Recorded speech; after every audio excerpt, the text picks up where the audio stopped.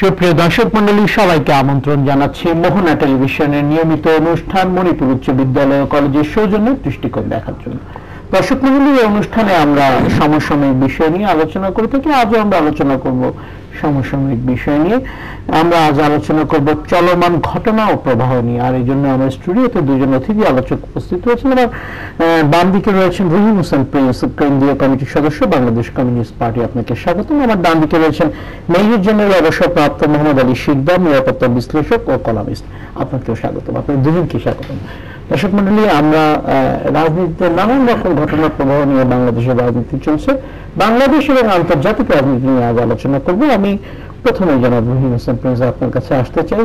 সাম্প্রতিক সময়ে রাজনীতি কিছুটা অন্যদিকে ঘুরছে। আমরা দেখলাম যে গণমাধ্যম বা সোশ্যাল মিডিয়াতে আমরা দেখলাম যে বিএনপি নেত্রী পাকিস্তানে আইএস এর সাথে মিটিং করেছেন, এরকম একটি অভিযোগ উঠে এসছে। এদিকে নিয়ে যদি আপনি কিছু বলেন। না, ধন্যবাদ আপনাকে। আমি বাংলাদেশে যে অভিযোগের কথাটা বললেন, আমাদের রাজনীতিতে বিশেষ করে ভোটের বিবেচনায় প্রধান সারির যে দলগুলোর কথা রাজনীতির আলোচনায় প্রধান চলে আসে, তাদের রাজনীতির একটা বড় ঘটনাটা ঘটে যায় অভিযোগ পাল্টা অভিযোগ। এটা একটা সাধারণ বিষয় দাঁড়ায়। কিন্তু এটা মনে রাখতে হবে, এইসব আলোচনার সময় রাজনীতির বাইরে অন্য ধারা আছে যারা তাদের রাজনীতি করছে। কিন্তু যেহেতু আপনি যে কথাটা বললেন, আমরা দেখতে পাচ্ছি যে বিএনপির প্রধান তিনি ওই দেশে যাওয়ার পরে এখন বিরোধী বর্তমান ক্ষমতাসীন দল তাদের পক্ষ থেকে নানা কথা বলা হচ্ছে। হ্যাঁ, অনেক কিছুকে আমি যদি ব্যক্তিগতভাবে মনে করি যে রাজনৈতিক অরাজনৈতিক মিলিয়ে মিশে বলা হচ্ছে। সেটা বলা হচ্ছে তিনি দেশে ফিরবেন, এইসবই। সুতরাং অরাজনৈতিক কথা আমার কাছে মনে হয়। আবার এটাও দেখার ব্যাপার যে ওনারা একটা চলমান আন্দোলনে তারা যদিও শুধু নির্বাচন কেন্দ্রিক, এই জায়গাটা হচ্ছে আমি বললাম অন্য, বিশেষ করে লেফট আমাদের সাথে পার্থক্য। আমরা যে নির্বাচন ব্যবস্থার একটা আমূল সংস্কার করে নির্বাচনের কথা বলি, ওনাদের মাথায় সেইটা না। ওনারা প্রচলিত ব্যবস্থার মধ্যে নিজের সুবিধার জন্য যেটা দরকার সেইটা করে। যাক, সেইটা করলেও একটা বড় প্রশ্ন চলে আসছে নির্বাচনকালীন সরকার উনি কি বলবেন সেই ব্যাপারে, এবং যেটা দেখা যায় যে তার দলের কেউ জানে না এখনো পর্যন্ত, তাদের চিন্তা করার সুযোগ নাই। তো এখন সেইখানে দলের মধ্যেই কথা আসছে যে এটা নাকি যেখানে গেছেন ওইখান থেকেই তারা মিলিয়ে একটা ফর্মুলা করবেন। তা সেটাও আমার আলোচনার প্রধান অলরেডি কিন্তু বেশ কিছু বিএনপি ভেটারান নেতা তারা কিন্তু প্রতিক্রিয়া ব্যক্ত করেছেন এবং খারাপভাবেই প্রতিক্রিয়া ব্যক্ত করেছেন। জিয়াউল মাহবুব প্রতিক্রিয়া ব্যক্ত করেছেন, এরকম অনেকেই দেখলাম আনোয়ার প্রতিক্রিয়া দেখলাম। কথাগুলো ওনারা যেটা বলেছেন, এবং বলা যায় এই বয়সে এসে ওনারা তো সবাই সিনিয়র নেতা, যদি ওনাদের কথাগুলো যদিও প্রধান সারির গণমাধ্যমে আমি এখনো দেখতে পাইনি, কিন্তু নানাভাবে যেটা এসেছে বিরোধিতাও হয়নি। এই কথাগুলো বললে সেরকম বলা যায় যে দলের মধ্যে এক ধরনের যে বিশৃঙ্খলা হয়েছে। আমি শুধু বিশৃঙ্খলার উপরে বলতে চাই, সেটা একটু দেখার ব্যাপার। ঠিক আপনি এই যে যেটা বললেন, ঠিক ওই ধারাবাহিকতায় যদি ওইখানে আমরা দেখি, আমার ধারণা নানা ঘটনা এখন যেটা কথা এসেছে যে ওইখানে খালেদা জিয়া কার সাথে বৈঠক করছেন না করছেন। আমি দেখলাম আমাদের দেশের প্রধান কিছু প্রধান সারির পত্রিকা অলরেডি এই নিউজগুলো চলে এসেছেন। এখন একটা জিনিস আমি সম্বলিত সেটাই, কিন্তু ছবিগুলো তো এখন বোঝেন যে এইগুলো সবই বিশ্বাস কি করা না, এটা আপনি সুনির্দিষ্ট না করলে বলাটা কঠিন। কারণ কিন্তু আমি যে পয়েন্টটা বলতে চাই, দেখার ব্যাপার কোথায় বিএনপি যে ধরনের দল, সেটি একটি হিসাব যদি আমরা করি। আর একটা হচ্ছে ক্ষমতায় আগামীতে তারা যদি বিট করতে চায়, তাহলে তাদের সামনে তারা যে রাজনীতি করে সেই রাজনীতিতে বিদেশ নির্ভরতা একটা বড় ব্যাপার হয়ে দাঁড়ায়। এবং বিদেশ নির্ভরতার মধ্যে অতীতের ঘটনাগুলি তারা কি বলে, তারা যেমন পাশের দেশ চাইবে যে তাদের ব্লেসিং চাওয়া। আমি দেখলাম খালেদা কিছুদিন আগে বললো যে আগের মতো নাই, তারা নরম হয়েছে। মির্জা ফখরুল ইসলাম সাহেব দেখলাম যে আরো যেন উৎসাহী ধরনে এই পাশের দেশের কথা, ভারতের কথা বলছে। তারা তো আমরা জানি যে তাদের লিঙ্ক আপ পাকিস্তানের সাথে এবং এই গোষ্ঠীর সাথে দীর্ঘদিন ধরে, এবং তারা যে পলিটিক্স করে এবং তারা যে জোটটা করেছে এখন জামাত ইসলামের সাথে, তাদের সে লিঙ্ক আপ এটা গোপন না, এটা অস্বীকার করার কিছু না। এমনকি যুদ্ধাপরাধীদের যখন বিচার চলছে তারা পক্ষ অবলম্বন করলো না, বরঞ্চ যুদ্ধাপরাধীদের সংসদে এটিকে না, পাকিস্তান তো করলো, বিএনপির কথা বলছি যে বিএনপি করলো না, এবং বিএনপি সেই যুদ্ধাপরাধীদের অনেকের পক্ষ অবলম্বন করলো। আর এই যুদ্ধাপরাধীদের নিয়ে পাকিস্তানের পজিশন আমরা জানি। সুতরাং তাকে তার পলিটিক্সের জায়গায় তাদের সাথে ক্লোজার জায়গায় থাকবে, এটাই স্বাভাবিক। আর একটা ব্যাপার দাঁড়ায়, সেটা হচ্ছে মনে রাখেন, আমরা মনে সবাই রাখি যে এখন আমেরিকা, ইউরোপীয় ইউনিয়ন তাদের বিষয়গুলো কিন্তু থাকে। কিন্তু আমার আমার কাছে কেমন যেন এটা বিশ্বাস করতে কষ্ট হবে, আমি বিশ্বাস করতে চাই না। মানে পাকিস্তানের যে গোয়েন্দা সংস্থা আইএসআই কে তো খুব ভালোভাবে জানি, চিনি এবং বাংলাদেশে নিয়ে, সেইখানে বাংলাদেশের একজন নেতা বা নেত্রী তাদের সাথে আনুষ্ঠানিক বৈঠক করবে এটা আমি বিশ্বাস করতে চাই না। এবং সেটা যদি সত্যি সত্যি হয়ে থাকে তাহলে আমি বলবো যে এটা বাংলাদেশের জন্য ভালো খবর না। এবং আমি বিএনপির কর্মী সমর্থক অনেক ভালো মানুষ আছে, মুক্তিযুদ্ধের পক্ষে মানুষ আছে, বিশেষ করে তরুণ প্রজন্ম আছে, তাদেরকে বলবো এইটা খুবই খারাপ সংকেত তাদের দলের জন্য। আমি আপনার কাছে আবারও ফিরবো, আমি নিউজন অবসরপ্রাপ্ত মোহাম্মদ আলী শিকদার আপনার কাছে একটু আসতে চাই।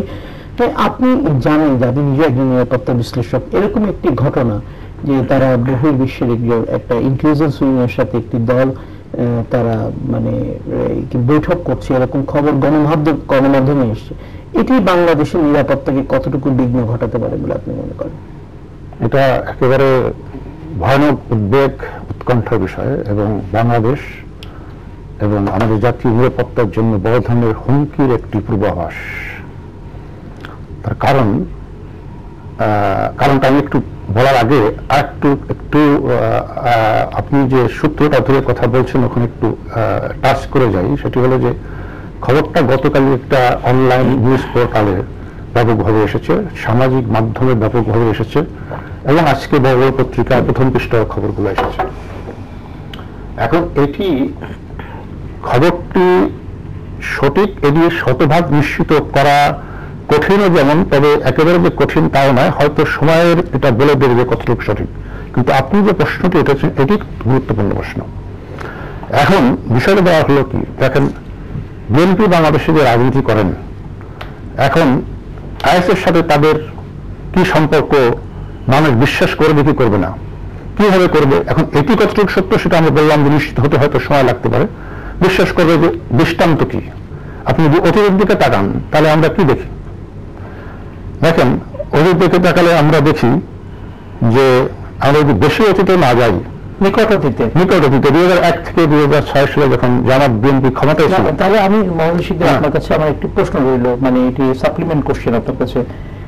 আমরা যদি ধরে নিই এই বৈঠকটি একটি তাদের মধ্যে একটি বৈঠক হয়েছে, তাহলে এর আগে যেই আমাদের এই যে জঙ্গি সংগঠনগুলা যেগুলা মাথাচাড়া দিয়ে উঠেছিল, এটি কি তাদের কোনো লিঙ্ক আছে বলে কি আপনি মনে করেন কিনা? এটা লিঙ্ক তো একেবারে মানে শতভাগ প্রমাণিত। এটা আমি এরা প্রশ্নটাই মানে এখন করে আবার সেটাকে একটু উল্টা দিকে, আপনার বাংলাদেশে জঙ্গিদের টাকা বিতরণের সময় হাতে নাতে ফারাক মাঝহার করে একজন পাকিস্তানের রাষ্ট্রদূতের কর্মকর্তা একেবারে পুলিশের হাতে নাতে ধরা পড়েছে, রিসিপ্ট সহ সেই রিসিপ্ট গণমাধ্যমে ছাপা হয়েছে এবং সেটির উপর পরিপ্রেক্ষিত করে তিনি কিন্তু ওইখান থেকে ফেরত যেতে বাধ্য হয়েছেন। তারপরে ওনার পরে আরেকজন ফারিনা আশরাফ নাম করে আরেকজন মহিলা কর্মকর্তা, তিনিও কিন্তু এই জঙ্গি তত্ত্বের সাথে টাকা বিতরণের সাথে সরাসরি ধরা পড়ার পরে তিনিও ফেরত যেতে বাধ্য হয়েছেন এবং তার মাধ্যমে ইদ্রিস শেখ নাম করে পাকিস্তানের একজন লস্করের তৈয়বা জঙ্গি সদস্য, যিনি এখন গ্রেপ্তার হয়ে আমাদের ঢাকায় জেলে আছে, যিনি জেএমবির সাথে গ্রেপ্তার হয়েছেন, ওই ইদ্রিস শেখ এবং ওই মাঝহার যিনি যার কথা বললাম আমি, যে একই গাড়িতে একসঙ্গে কিন্তু পুলিশের ধরা পড়েছে। সুতরাং এটা কিন্তু একেবারে প্রমাণিত যে পাকিস্তান বাংলাদেশের এই জঙ্গিদের টাকা দিচ্ছে, অর্থ দিচ্ছে, অস্ত্র দিচ্ছে, মানে একেবারে জঙ্গি তৎপরতা সরাসরি জড়িত। এর মধ্যে আমার তো কোনো সন্দেহ নেই। আপনারা যদি আপনাদের পত্রিকা মিডিয়া রিপোর্টটাকে কন্ট্রোভার্সি করতে সেটা আপনাদের বিষয়, but as far I am concern আমার কোনো সন্দেহ নেই।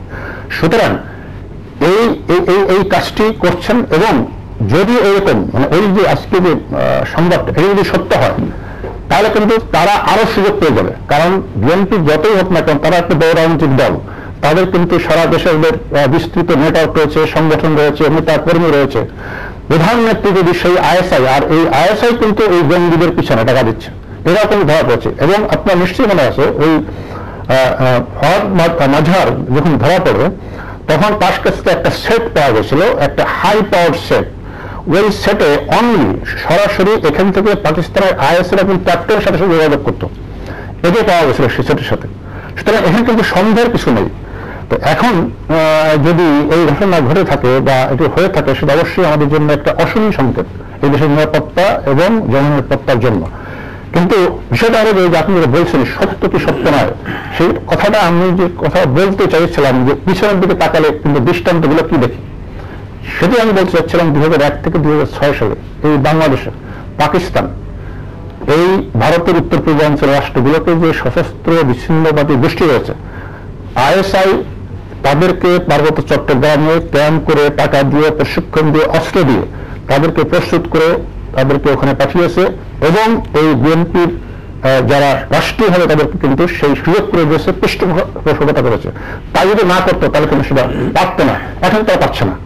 সুতরাং রাষ্ট্র প্রস্তাব তখন তো পারতো না, এখন কিন্তু তারা একটু পারতেছে না, রাষ্ট্র প্রস্তাব দিচ্ছে না, সেই জন্য তারা পাচ্ছে না। সুতরাং তারপরে আপনার সেই নিশ্চয় মনে আছে সেই 10 ট্রাক অস্ত্র যেটা ওই চালাচালান ধরা পড়লো, এখন একটি চালানতে ধরা পড়েছে। এখন কথা আছে যে একটি ধরা পড়ছে, কতগুলো ধরা পড়েনি, সেই বিষয়ে কিন্তু অবশ্যই আমাদের প্রশ্ন চলে আসে। সেটা কি হয়েছিল, সেটা কিন্তু পত্রপত্রিকায় ব্যাপক হয়ে এসেছিল এবং সেই মামলাটা কিন্তু লোয়ার কোর্টে জাজমেন্ট হয়ে গেছে এবং জাজমেন্টে কিন্তু তখনকার যারা রাষ্ট্রের নিরাপত্তার দায়িত্ব ছিল সর্বোচ্চ পর্যায়ে তাদেরও কয়েকজনের কিন্তু ফাঁসির আদেশ হয়েছে নিম্ন আদালতে এবং তখনকার সরকারের কয়েকজন মন্ত্রীও কিন্তু সেখানে জড়িত সেটা আদালতে প্রমাণিত হয়েছে।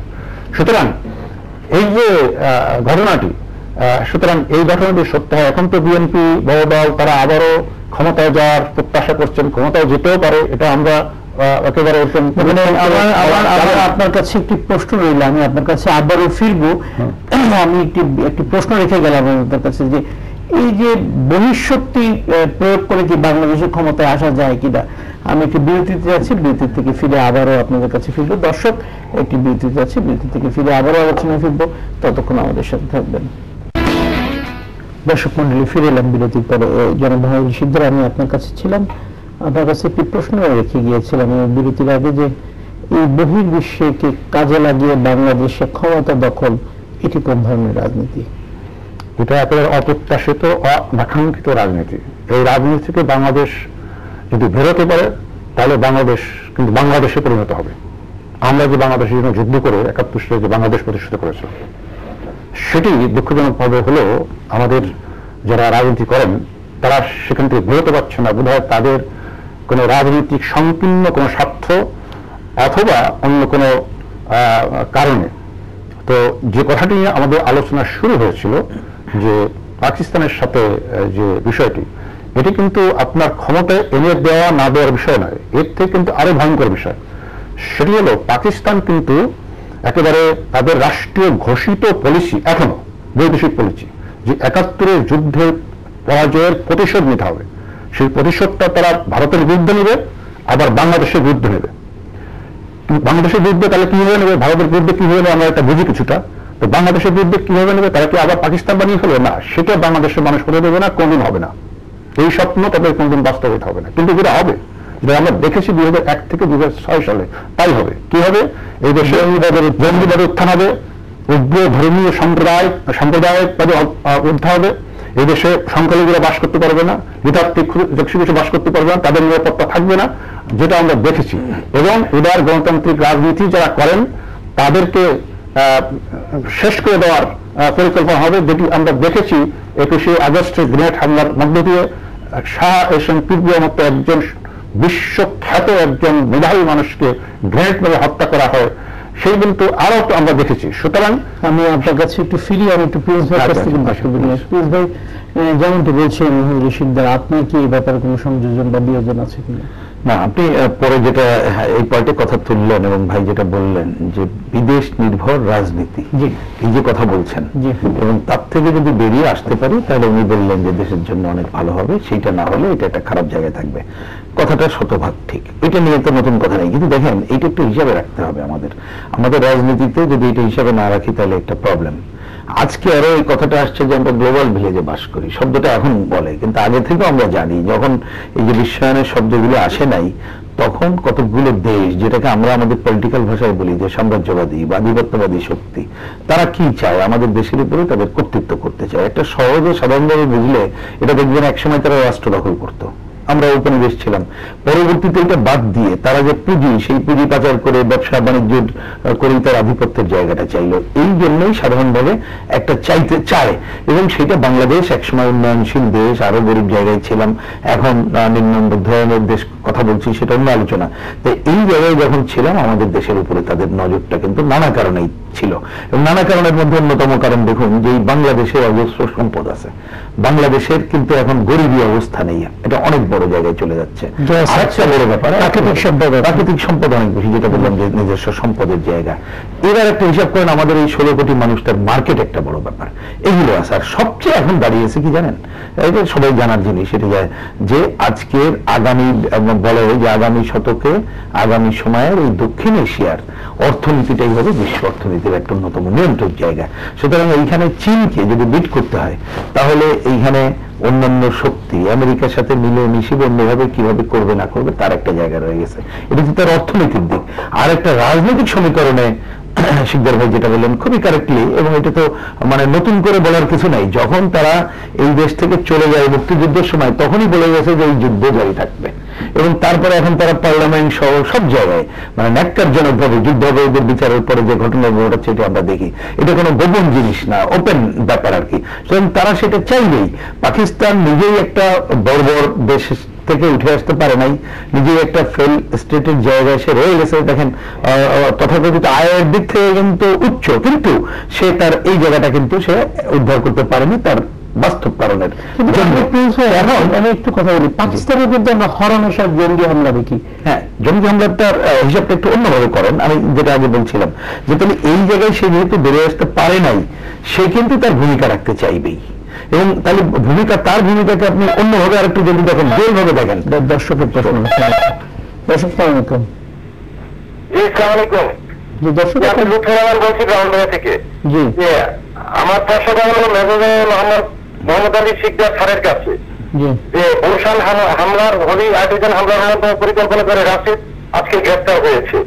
তো মোটামুটি একজন বাদে সবাই যারা পরিকল্পনাকারী তারা গ্রেপ্তার হয়েছে, এবং জঙ্গি নির্মূলে আইন শৃঙ্খলা বাহিনী গুরুত্বপূর্ণ ভূমিকা রাখছে। শুধু নয়, জঙ্গি বাস এটা নির্মূল rapid action battalion counter narrative বা বিপরীত। দর্শক আপনার প্রশ্নটি যদি একটু সংক্ষিপ্ত করতেন। এরকম বই ইসলামিক ফাউন্ডেশনের আন্ডারে যে 3 লক্ষ ইমাম রয়েছে তাদেরও এই খুতবায় জঙ্গিবাদ বিরোধী বয়ানের পাশাপাশি এরকম বই লিখে মুসলিম এবং তরুণ সমাজের মধ্যে বিতরণ করা জরুরি কিনা? ধন্যবাদ। অবশ্যই আমি যেটা বলছিলাম যে পাকিস্তান চাইবেই যে বাংলাদেশের মতো জায়গায় তার এই কাজগুলো করার জন্য, যেটা উনিও বললেন স্বাভাবিক, ভারতকে ঘিরে কাশ্মীর সহ অন্যান্য যে বিষয়গুলোকে নিয়ে আসে সে জায়গায় তার উত্তেজনাটা চাইবে। আর এখন আপনি দেখছেন যে ভারত চীন নতুন করে একটা উত্তেজনা জায়গা আছে, ভারতের ইন্টারনাল কতগুলো ঘটনা আছে, সেই জায়গায় আরো ইন্টারভেন সে করতে চাইবে। কিন্তু দেখার ব্যাপার হচ্ছে সে কি করতে চাইলে না চাইলে তার থেকে আমরা কি চাইতেছি।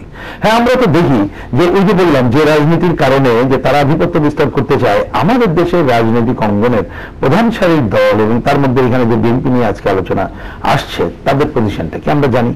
তারা একেবারে সরাসরি পাকিস্তানের সেই ধরনের ব্লেসিং তারা চায়, এবং বিশেষ করে জামাত এবং এই সাম্প্রদায়িক গোষ্ঠীকে নিয়ে সে যখন রাজনীতি করতেছে সেটা সে চায়। পাশাপাশি শুধু তাই না, সে বলছে যে শুধুমাত্র ওদেরকে দিয়ে ক্ষমতায় থাকা যাবে না, আরো চায়। কিন্তু দেখার ব্যাপার যেটা সেটা হচ্ছে যে পাকিস্তানের এবং আইএসআই এর ভূমিকার কারণে এইখানে বাংলাদেশে জঙ্গিবাদ তো নির্মূল হয়নি। এই যে কথা উনি উত্তর দেবেন, আমি খালি বোঝার জন্য কথাটা বলি যে জঙ্গিবাদ তো খালি কতগুলো ব্যক্তি না, এবং সেটা তো আপনি ব্যক্তিকে ফাঁসি দিলেন সব দিলেন তাহলে এটা শেষ হয়ে যায় না। এটা তো একটা মতাদর্শ, সেই মতাদর্শ দীর্ঘদিন ধরে বাংলাদেশে জামাত ইসলামের মাধ্যমে এরা কিন্তু এখানে অর্থনৈতিক আধিপত্য গড়ার মধ্যে দিয়ে সামাজিক সাংস্কৃতিক আধিপত্য গড়ে তুলেছে। তাহলে আমার দেশকে যদি এই জঙ্গিবাদ মুক্তির জায়গায় যেতে হয়, ওদেরকে নিশ্চিহ্ন করার পাশাপাশি তাদের অর্থনৈতিক সামাজিক সাংস্কৃতিক উপাদানগুলো নিষিদ্ধ করতে হবে। কিন্তু আমাদের দেশের একটা বড় দল বা অন্যরা, এমনকি ক্ষমতাসীনরাও অনেক ক্ষেত্রে আপোষ করে, হয়তো আইএসআইয়ের সাথে না, এই জায়গায় দেশের সাম্প্রদায়িক গোষ্ঠীর সাথে। তা সেইটা করার মধ্যে দিয়ে কিন্তু আমি আবার এই অর্থনৈতিক সামাজিক সাংস্কৃতিক আধিপত্যের জায়গাটা আরো মদত দিই, যা আখেরে আমাদের এই জঙ্গিবাদ জঙ্গি গোষ্ঠীকে আরো মদত দেওয়ার ক্ষেত্রে ভূমিকা পালন করবে বলে মনে হয়। এই ক্ষেত্রে আমি আরেকটা পয়েন্ট খালি বলি, যেটা উনি তুলেছেন, এটা মনে রাখতে হবে আমাদেরকে, যে সেটা হচ্ছে যে অতীতে আমরা যখন বিএনপি জামাত ক্ষমতায় ছিল, এই যে অস্ত্রের কথা আসলো, এটা তো যেটা ধরা পড়লো সেটা তো আমরা জানি, কিন্তু এখনো পর্যন্ত কিন্তু সেইটা ছাড়া আরো খুঁজে বের করা দরকার ছিল যে আরো কত এই ধরনের ঘটনাগুলো ঘটেছে কিনা। ঘটনাটাই স্বাভাবিক, এবং বাংলাদেশের এইটাকে একেবারে অস্বাভাবিক ঘটনা, দীর্ঘদিন ধরে এইগুলো করছে, এবং ওরা কিন্তু একটা প্রতিশোধ পরায়ণ মনোভাব নিয়ে আছে। কারা? আমরা যে ঘাতকদের বিচার করছি, যারা বিএনপির সাথে আছে। সুতরাং এই ঘাতকরা বাংলাদেশকে অস্থিতিশীল করার সুযোগটা নিতে পারে, তা সেইটা নেওয়ার যাতে না নিতে পারে তার জন্য যখন আমাদের জাতীয় পর্যায়ে যারা রাজনীতি করে ক্ষমতায় যেতে চাই, যদি সেটাই লক্ষ্য হয় একটা আদর্শ ভিত্তিক চিন্তা থেকে, তাহলে মুক্তিযুদ্ধকে আফল করে যেতে হবে এবং এইগুলোকে বিদেশ নির্ভরতা বাদ দিয়ে করতে হবে। কিন্তু এই যে বললাম, এদের কাছে ক্ষমতাটাই প্রধান, আদর্শটা যখন প্রধান না হয় যে কোনো ভাবে ক্ষমতায়, এবং যেভাবে যাকে পারে আঁকড়ে ধরি এবং নানা ধরনের সুযোগ সুবিধা নেই, এর জন্য এই ঘটনাগুলো ঘটছে।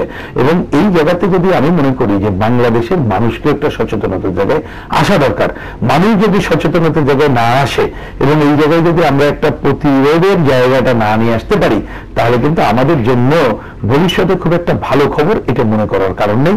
আমি আবার পয়েন্টটা মনে করে দিচ্ছি, পাশের দেশ ইন্ডিয়া, সেখানে কিন্তু হিন্দুত্ববাদী দল ক্ষমতায়, সেখানে কিন্তু যে ঘটনাগুলো দেখছে, আগের যে ভারত, আমরা যে ধর্মীয় ঐক্য ভারতের কথা জানতাম, এখন কিন্তু সেই সিনারিওগুলো নাই। পাকিস্তানের কথা আপনি দেখছেন, আর অন্য শক্তিগুলোর কথা আলোচনায় খুব সহজ করে বললে তারা তাদের ইকোনমিক আধিপত্যটাই প্রধান দেখতে চায়, তার উপরে নির্ভর করে তার শত্রু মিত্র বন্ধুত্ব কিন্তু তারা নির্ভর করে। আপনি চীন, যে দেশক তার দেখবেন যে যখন ক্ষমতায় যায় তারাই হচ্ছে তাদের প্রধান, সে আপনি এরশাদের দল হোক আর বিএনপি হোক আর আওয়ামী লীগ হোক, তার কাছে কিন্তু আদর্শটা প্রধান না, ব্যবসাটা কিন্তু প্রধান হয়ে যায়। তো সেই জায়গায় আমি দেখি বাংলাদেশের একটা অনেক ক্ষেত্রে এই যে বিদেশের জায়গাটা অনেক ক্ষেত্রে আমরা সুতোর উপর দিয়ে হাঁটছি, এই জায়গাটা যদি আমরা হিসাব করতে ব্যর্থ হই, তাহলে আমাদের দেশের জন্য আর একটা খারাপ জায়গা আসবে বলেই আমরা দিব্য চোখে দেখতে পাচ্ছি। দর্শকের প্রশ্ন নিয়ে আপনার কাছে ফিরবো, আমরা একটি বিরতি নিয়ে আসি। দর্শক, একটি বিরতি যাচ্ছে, বিরতি থেকে ফিরে আবারও আলোচনা ফিরবে, ততক্ষণ আমাদের সাথে থাকবেন। দর্শক মন্ডলী, ফিরে এলাম বিরতির পরে।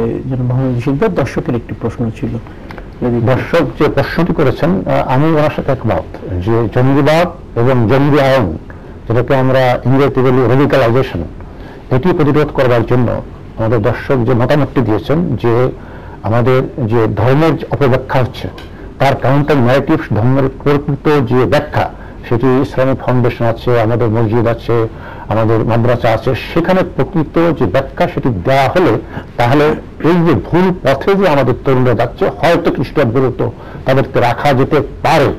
কিন্তু যে কথাটি আমরা বারবার বলে যাচ্ছি যে জঙ্গি কিন্তু নির্মূল হচ্ছে না। আমরা কিন্তু দেখছেন যে ধরা পড়ছে ঠিকই, গত 1 বছরে আমাদের আইন শৃঙ্খলা রক্ষাকারী সাফল্য অবশ্যই আমরা প্রশংসা করি এবং তারা যথেষ্ট সফলতা পেয়েছেন, যদি আমরা এই যে হোলি আর্টিজান ঘটনার পরে 1 বছর দেখি। কিন্তু বিষয়টা হলো যে জঙ্গিত্ব উৎপাদন উৎপত্তি প্রস্তুতি কমছে না, তার কারণ এর শিকার হলো বাংলাদেশের যে উগ্র ধর্মীয় যে রাজনীতি রয়েছে, উগ্রবাদী সাম্প্রদায়িক যে রাজনীতি রয়েছে, সেই রাজনীতির ভিতরে একটা শিকার। এবং এই যে আমাদের বাংলাদেশের, আমরা যে মুক্তিযুদ্ধের বাংলাদেশ বলি, সেই বাংলাদেশের যে একেবারে অন্যতম স্তম্ভ, যে মৌলিক স্তম্ভ, সেটি হলো বাঙালি সংস্কৃতি আর হলো ধর্ম নিরপেক্ষ রাষ্ট্র ব্যবস্থা।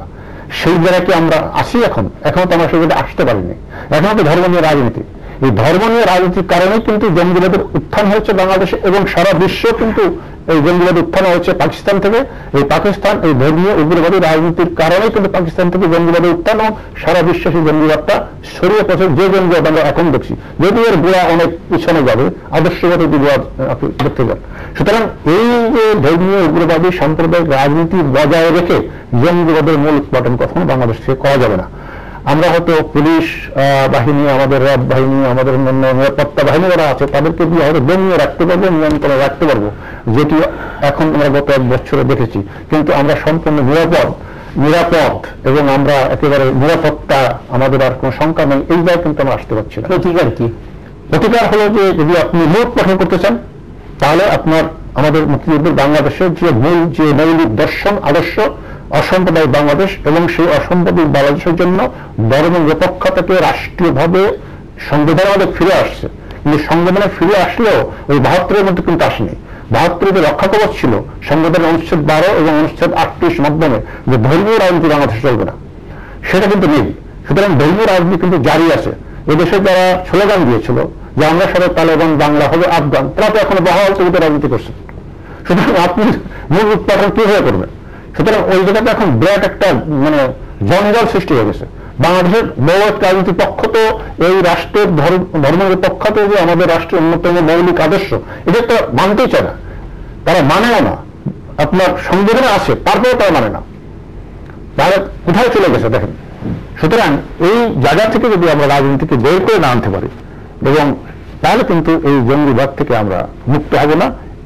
এটি হলো আমাদের অভ্যন্তরীণ বিষয়। আমি আপনার কাছে আমি একটু অন্য প্রসঙ্গে আসি। আজকে আমরা দেখলাম যে পাকিস্তানের সর্বোচ্চ আদালত নিয়াজ শরীফকে, পাকিস্তানের সাবেক প্রধানমন্ত্রী যিনি পদত্যাগ করলেন, সদ্য পদত্যাগ করলেন, তাকে এক প্রকার অবৈধই তারা ঘোষণা করে দিলেন, এবং এটি নিয়ে পাকিস্তানের রাজনীতিতে আবারও একটি টানাপোড়েন শুরু হলো। এটিকে আপনি কিভাবে দেখছেন? না একটা আচ্ছা, ওই কথা বলার আগে আমি একটু দুই তিনটা শব্দ একটু যোগ করার জরুরি না, তবু বলি। আপনি আগে একটা কথা বলছিলেন যে পাকিস্তানে ওই যে তারাও তো জঙ্গিরা আক্রমণ করছে।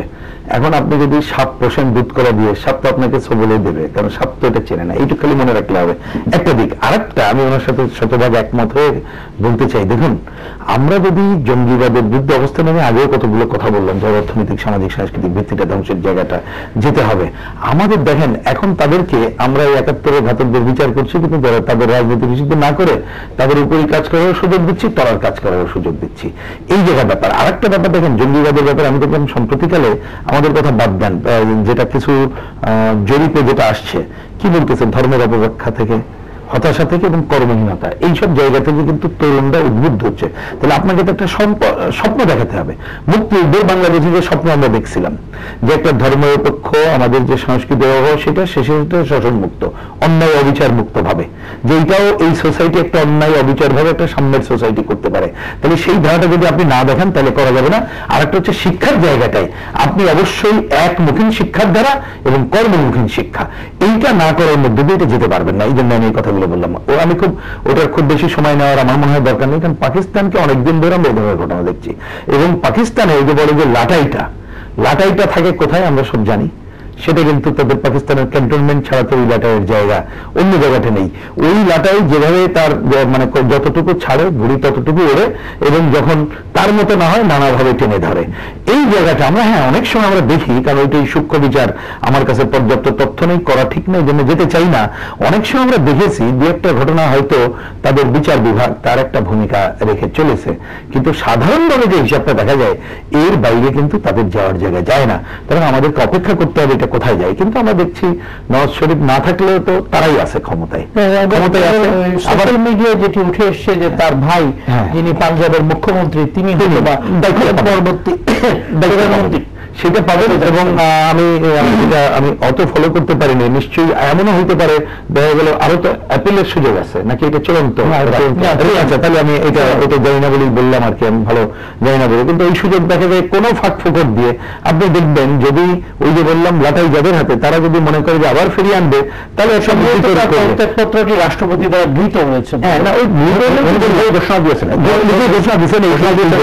সুতরাং এইটা আমাদের কাছে যে বড় কোনো ঘটনা বলে মনে হয় না, বরঞ্চ পাকিস্তানের রাজনীতিতে দীর্ঘদিন ধরে এই যে তথাকথিত সংকট, ভদ্র শব্দ, আমি এই জন্য ভদ্র শব্দ, এই যে পাকিস্তানের যে এরকম ভাবে একটি প্রধানমন্ত্রী অভ্যুত্থান, এটিকে কি আপনি বিশ্ব রাজনীতিতে একটি বড় ঘটনা বলে মনে করছেন না? না, আমি পাকিস্তানের রাজনীতির সাথে আমার মনে হয় বিশ্ব রাজনীতির এটা মিলানোর খুব সুযোগ আছে বলে এটা মনে হয় না। কারণ অনেকদিন এগুলো আপনি দেখে এটা মেনে চাই, যেটা আমার একটা মানে মূল্যায়ন বলছি আর কি, যেটা আমি অনুসরণ করে যেটা আমার বুঝতে পেরেছি, এই নওয়াজ শরীফের ভাই যিনি শাহবাজ শরীফ, যিনি পাঞ্জাবের মুখ্যমন্ত্রী ছিলেন, উনি প্রধানমন্ত্রী হচ্ছেন, এটি ঘোষণা এসে গেছে। আমি সর্বশেষ পরিবার মনে করেন যে তার হাতে এখন গেলে হয়তো তার পরিবারের বিষয়টা নয়, এটি হলো পাকিস্তান আইএসআই এবং পাকিস্তান সেনাবাহিনী যেভাবে সিদ্ধান্ত নেবে সেইভাবে হবে। আপনি যদি দেখে থাকেন, নওয়াজ শরীফ 2013 সালে এইবার যখন প্রধানমন্ত্রী হলেন, উনি কিন্তু ভারতের সাথে একটা সমঝোতায় আসার চেষ্টা কিন্তু তিনি করেছিলেন। তিনি নরেন্দ্র মোদীর অনুষ্ঠানে এসেছিলেন, তারপরে নরেন্দ্র মোদী গিয়েছেন একটিভাব। কিন্তু পাকিস্তানের সেনাবাহিনী তারা কোনোভাবেই কিন্তু এই ভারতের সাথে তারা কোনোভাবেই কোনো সমঝোতায় বিশ্বাসী না। তারা 71-এর পর্যায়ে প্রতিশোধ নেওয়ার জন্য যেমন ভাবে ভারতের বিরুদ্ধে বাংলাদেশের বিরুদ্ধেও, সুতরাং তারা শাহবাজ শরীফকে বরঞ্চ পছন্দ করছে এই কারণে শাহবাজ শরীফের ব্যাকগ্রাউন্ড এবং তার দৃষ্টিভঙ্গি যদি তারা একই দলে একই ভাই, দেখবেন যে তিনি অত্যন্ত কট্টরপন্থী আরো। সুতরাং তিনি কট্টরপন্থী হওয়ার কারণে হতে পারে যে কলকাঠি যারা নাড়েন তারাই কলকাঠি নেড়েছেন, এইভাবে শাহবাজ শরীফকে তারা আনবেন, কারণ মেজরিটি মুসলিম লীগের অন্য দল থেকে আনা সম্ভব না এই মুহূর্তে, আনলেস প্রেসিডেন্ট যদি ভেঙে না দেয় পার্লামেন্ট। সুতরাং শাহবাজ শরীফ আনলে যেটা হবে সেটা ওই তারা এখন শাহবাজ শরীফ আর পাকিস্তানের মিলিটারি এখন একই প্ল্যাটফর্মে এসে একই দৃষ্টিভঙ্গিতে তারা এটার জন্য, যেটা আপনি বলছিলেন যেটার জন্য কি আমাদের ঘটনা অবশ্যই, আমাদের উপমহাদেশের জন্য একটি ঘটনা অবশ্যই, এটা একটা বিরূপ প্রভাব আপনি দেখবেন যে আগামী দিনে ভারতের কাশ্মীরে এবং ভারতের ভিতরে এই পাকিস্তানের ভিত্তিক যে জঙ্গি সংগঠনগুলো লস্করে তয়বা, জয়শে মোহাম্মদ, যারা বিভিন্ন সময় ভারতের ভিতরে এই ধরনের জঙ্গি আক্রমণ চলেছে, এটি বেড়ে যাওয়ার আশঙ্কা হবে। এমনকি আমাদের আশঙ্কা আছে যে আইএসআই বাংলাদেশের জঙ্গিদের যেভাবে অর্থায়ন করছেন, যেভাবে সাহায্য সহযোগিতা করছেন, সরাসরি সমর্থন দিচ্ছেন, যেটা আমরা আগেও বলেছি, এটাও হয়তো আমাদের আশঙ্কার জায়গাটা সৃষ্টি হচ্ছে ওই কারণে, যেহেতু এটা পাকিস্তানের সেনাবাহিনী সরাসরি এটার পিছনে আছেন এবং তারাই পরিচালনা করবেন আগামী দিন এই শাহবাজ শরীফকে। সুতরাং আমাদের জায়গা আছে। আবারও ফিরবে, আমি শেষ বিরতি নিতে যাচ্ছি। দর্শক মন্ডলী, এই অনুষ্ঠানের শেষ পর্বে বিরতি দিতে যাচ্ছি। বিরতি থেকে ফিরে আবারও আলোচনায় ফিরবে, ততক্ষণ আমাদের সাথে থাকবেন। দর্শক মন্ডলী, ফিরে এলাম বিরতির পরে। প্রিন্স ভাই, আমি আপনার কাছে আসতে চাই যে যেমনটি বলছিলেন মোহাম্মদ রশিদ দেশের, যে পাকিস্তান সরকারের নেপথ্যে সেনাবাহিনী, পাকিস্তানি সেনাবাহিনীর একটি প্রচন্ড প্রতাপ রয়েছেন এবং রয়েছে আইএসআইয়েরও একটি প্রতাপ। ঠিক যেমন সময় এই ঘটনাটি ঘটলো তেমন সময় কিন্তু বিএনপি নেত্রীর আইএসআই এর সাথে একটি মিটিং এর কথা আমরা প্রকাশ পেলাম। এবং এই যেমনটি বলছিলেন মোহাম্মদ রশিদ দেশের, যে নওয়াজ শরীফের পরবর্তী উত্তরসূরি হিসেবে তার ভাই যদি আসেন, তার যে কট্টরপন্থীতা, তার সাথে ভারতের সম্পর্ক কিরকম থাকবে বলে আপনি মনে করেন? না, একটা আপনি যেটা বললেন, আমি আমার আলোচনা এখানে বললাম যে লাটাইটা যাদের হাতে তারা এটা করিয়েছে, লাটাই মানে তো জানা জিনিস। এবং এটা একটা, আমি ওই জায়গায় যাওয়ার আগে একটা বলি, এটা আমাদের একটা শিক্ষা নিতে হবে। পাকিস্তান দীর্ঘদিন ধরে কিন্তু এই সেনাবাহিনীকে সবকিছুতে একেবারে কি বলবো যে ব্ল্যাঙ্ক চেক দিয়ে দিয়েছে, ব্যবসা বাণিজ্য থেকে শুরু করে কিনা করেছে, করে কিন্তু এখন তার উপরে দাঁড়ায় তাকে করতে হচ্ছে টালমাটাল অবস্থা এই জায়গাটায়। এই একটা আরেকটা দেখার ব্যাপার, হ্যাঁ নিঃসন্দেহে যে এইখানে যে গোষ্ঠী, যেটা আমাদের সিকদার ভাই যেটা বললেন, কারণ আমি ব্যক্তিগতভাবে এখন অত গভীর অবজারভেশন করিনি বা মূল্যায়নটা আমরা দলীয়ভাবে এখনো করিনি, তো ওনার যে অবজারভেশন বললেন সেটা তো ডেঞ্জারাস জায়গাটা হচ্ছে যে যারা মূল মদতদাতা, নতুন যিনি প্রধানমন্ত্রীর দায়িত্ব নিচ্ছেন, তিনি যদি সেই ব্যাপারে আরো মৃত মদতদাতা, অবশ্য আমি বুঝি কি কারো সরে যাওয়ার সুযোগ নেই, সেটা যদি ঘটে তাহলে আমাদের জন্য তো একটা ডেঞ্জার। তা সেক্ষেত্রে আমাদের যদি কেউ এরকম সুযোগটা নেওয়ার চেষ্টা করে তাহলে এটা তো খারাপ জায়গায় যাবে। কিন্তু তার থেকে আরো যে জায়গাটা আমি দেখতে চাই সেটা হচ্ছে কি, যে সম্প্রতিকালে আমরা এই আলোচনা একটু উঠে আসছে, শুরুতে আমরা করলাম যে ভারত এবং চীনের একটা উত্তেজনা পূর্ণ পরিবেশ বিরাজ করছে। ভারতের মধ্যে কিন্তু হিন্দুত্ববাদী ক্ষমতায়, এবং তারা কিন্তু যে কোনো ভাবে তাদের এই হিন্দুত্ববাদী পজিশনকে আরো উগ্রতার দিকে নিয়ে যাওয়ার কাজ করছে ক্ষমতায় টিকে থাকার জন্য। তো বাংলাদেশকে আমি বিবেচনা করি, যদি বাংলাদেশেও আমরা আগের আলোচনায় বললাম এইখানেই সাম্প্রদায়িক শক্তি আছে এবং দীর্ঘদিন ধরে তারা কিন্তু সোসাইটিতে এমন একটা জায়গায় চলে এসেছে, আমাদের সোসাইটিটাও অনেক জায়গায় সাম্প্রদায়িকতার ধারার মধ্যে চলে গেছে, এমনকি উপর লেভেল থেকে শুরু করে বিভিন্ন জায়গায় তাদের অবস্থান আমরা পরিষ্কার দেখি। এই মতাদর্শটা একটা ভূমিকা পালন করছে। সুতরাং এইখানে যদি ওই পাকিস্তানের উগ্রপন্থা আরো এমনিতেও আছে, সুতরাং আমি আরো বলতে কি বলবো যে এমনি আছে, এটা আরো যদি কি বলে উৎসাহ পায়, পাশের দেশে যদি উৎসাহ পায়, এবং আমাদের দেশের মধ্যে থেকে কোনো কোনো গোষ্ঠী, যেটা এইখানে পরিষ্কার ভাষা আমরা যে বিএনপির কথা বলা হচ্ছে, জামাত আশ্রয়ী দল আমরা মনে করি, তারা দক্ষিণপন্থী প্রতিক্রিয়াশীল দল, এবং একসময় এটাকে আরো অন্য ভাষায় বলতে গেলে তো মুসলিম লীগের আর এক ধরনের মধ্য সংস্করণের জায়গা তারা যে পরিবেশ করছে। সুতরাং সেটা নিঃসন্দেহে বাংলাদেশের জন্য একটা খারাপ জায়গা হবে। তো একটাই রক্ষা কবচ দেখি, বাংলাদেশের জনগণের মুক্তিযুদ্ধের ধারায় তাদেরকে একটা ঐক্যবদ্ধ জায়গায় যেতে হবে, তাহলে আমাদের এই যে আমাদের মাটি মানুষ যে কথা বলে, তাহলে এই সংকট আমরা দূরীকরণের জন্য একটা বড় ভূমিকা পালন করতে পারবো। কোনটা এটার উপরে? জি না, এটি আমি যেটা বলছিলাম এবং প্রিন্স ভাই যেটা বললেন, যে এটি কিন্তু আমাদের জন্য ভালো সংকেত দিচ্ছে না। কারণ অসমের সংকেতটা আপনি কোন জায়গায় মনে করছেন? অসমের সংকেত এইখানে মনে করছি যে পাকিস্তানে যতই উগ্রপন্থার উত্থান ঘটবে তার মূল তো পাকিস্তান সেনাবাহিনী এবং পাকিস্তানের গোয়েন্দা সংস্থা ISI। সেখানে যদি আমরা বিগত দিনে এই পাকিস্তানের ISIর ভূমিকা বাংলাদেশে যেটা আমরা দেখেছি বিশেষ করে 2001 থেকে 6 সালে, সেই ভূমিকাটা তারা তো ফিরে পাওয়ার জন্য তারা কিন্তু প্রচেষ্টা চালাবে, এটা নিঃসন্দেহে বলা যায়।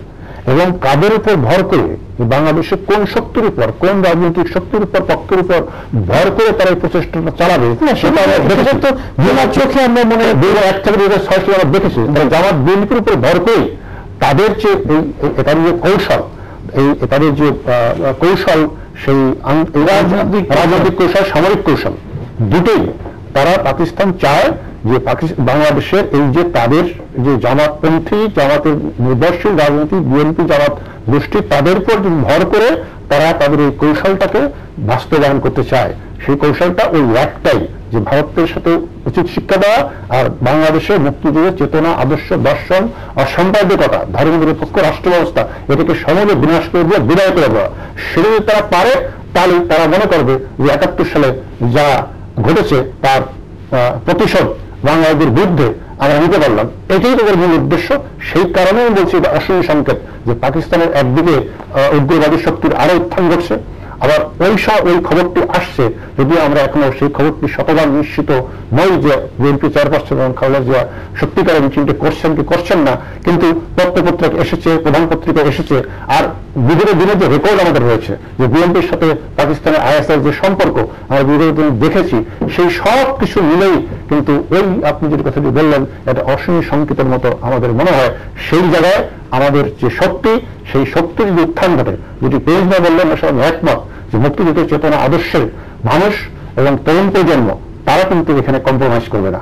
সুতরাং এইটাই আমাদের নির্ভরের জায়গা, নির্ভরশীলের জায়গা, আমাদের আশার জায়গা যে তারা কিন্তু এই মুক্তির চেতনা আদর্শ দর্শনের উপর ভিত্তি করে বাংলাদেশটা সেই বাংলাদেশ প্রতিষ্ঠার জন্য তারা কিন্তু সংগ্রাম করবে। এখানে আমাদের যারা বড় রাজনৈতিক দল আছেন, ছোট বড় সব রাজনৈতিক দল এই প্রেসিডেন্ট রাজনীতি করেন, তাদেরও সবাই মিলে কিন্তু একটা জায়গায় আসতে হবে যে বাংলাদেশের আগামীতে নির্বাচন হবে কারোর মধ্যে ব্রিটিশ পক্ষ। আমাদের সময় যদি একটু স্বল্প একটি শেষ প্রশ্ন আপনার কাছে আসতে চাই যে যদি এরকম ঘটনাই ঘটে থাকে এবং পাকিস্তান যদি আমাদের জন্য এতই উদ্বেগজনক হয়ে থাকে, তাহলে কি আমাদের কূটনৈতিক সম্পর্ক নিয়ে চিন্তা করতে হবে? কূটনৈতিক সম্পর্ক বিষয়টা কিন্তু একটা বৈষয়িক একটা রাজনৈতিক সমীকরণ বিষয়, বৈষয়িক রাজনৈতিক সমীকরণ বিষয়। দেখুন ভারত পাকিস্তানের এখন কূটনৈতিক সম্পর্ক বহাল আছে, সুতরাং ওই কূটনৈতিক সম্পর্ক দেওয়া কিন্তু ভিন্ন। কিন্তু যদিও এখানে আমাদের আশঙ্কা আছে, তবুও কিন্তু রাষ্ট্রের পয়েন্ট থেকে আপনি বিবেচনা সেটা একটা অন্য বিবেচনায় আসতে হবে। সুতরাং আমি যে কথাটি বলে শেষ করতে চেয়েছি, আপনার পুরো সময় শেষ হয়ে আসছে, একদম শেষ, 10 সেকেন্ডে বলে দিই যে আগামী যে নির্বাচনটা হচ্ছে সেই নির্বাচন আমি মনে করি দুটি পক্ষের মধ্যে হবে। একটা হলো মুক্তিযুদ্ধের পক্ষে ধর্ম নিরপেক্ষ রাষ্ট্র ব্যবস্থা একটি পক্ষে, আর একটা হলো মুক্তিযুদ্ধের বিরুদ্ধে ধর্ম অন্ধ বা ধর্ম নিরপেক্ষতার বিরুদ্ধে। সুতরাং কারা জয়ী হবে তার উপর নির্ভর করছে আগামীতে বাংলাদেশ কোন দিকে যাবে। ধন্যবাদ জনাব রহিন হোসেন প্রিন্স, ধন্যবাদ মেজর জেনারেল অবসরপ্রাপ্ত মাহমুদ আলী শিকদার, আপনাদের দুজনকে আমাদের স্টুডিওতে আসার জন্য ধন্যবাদ। দর্শক মন্ডলী, আমরাও চাই সকল ভাবেই সুন্দরভাবে সামনের দিকগুলো এগিয়ে যাক। কাল আবারও দেখা হবে নতুন কোনো অতিথির সাথে। শুভরাত্রি।